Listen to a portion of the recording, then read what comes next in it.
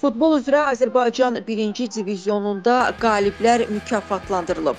Reportun məlumatına görə tədbir Bakıxanov qəsəbəsindəki Türk Hava Yolları Futbol Mərkəzində keçirilib. Yığıncaqda Peşəkar Futbol Liqasının prezidenti Ramin Musayev də iştirak edib. İlk olaraq Turan Tovuza bürünc, ardınca isə Zaqatalaya gümüş, Neftçi 2-yə isə qızıl medallar verilib. Futbolçular və məşqçilər koronavirus pandemiyasına görə mükafatlarını özləri götürüblər. PFL rəhbəri çempionluq kubokunu Neftçi 2-nin kapitanı Seymur Əliyevə təqdim edib. Tovuz təmsilçisinin heyətində 18 qol vurmuş hücumçu Vidadi Cəfərov mövsümün bombardiri mükafatına sahib çıxıb.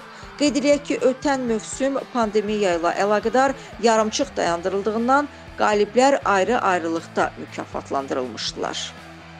Neftçinin bütün yaş qruplarının hədəfi çempionluqdur. Yəni biz bu deyilsə də deyilməsə də bütün karyeramız boyu Neftçidəysə əgər çempionluğu oynamalıyıq.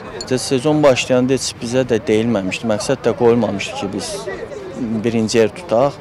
Nə rəhbərlik tərəfindən, nə də mən uşaqlara demişdim, amma sadəcə demişdi ki, nə qədər irəliyə gedə biliriksə, o qədər də qələbə qazanıb yer tutmalıyıq. Şükürlər olsun ki, sezon axırında biz buna nail olduq. Çempionat maraqlı keçir və şükürlər olsun ki, maraqlı bitir.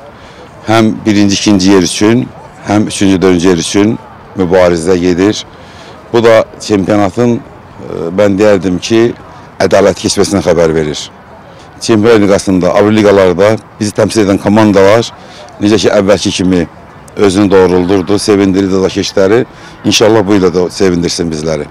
Mən düşünürəm ki, bu futboldur. Deyir, o sahəsi düz, top yumru. Yəni, kim güclüdür, qalib gəlsin. İnşallah təki normal sponsor tapılsın klublarımıza. Yəqin ki, nəsə əldə eləmək olar.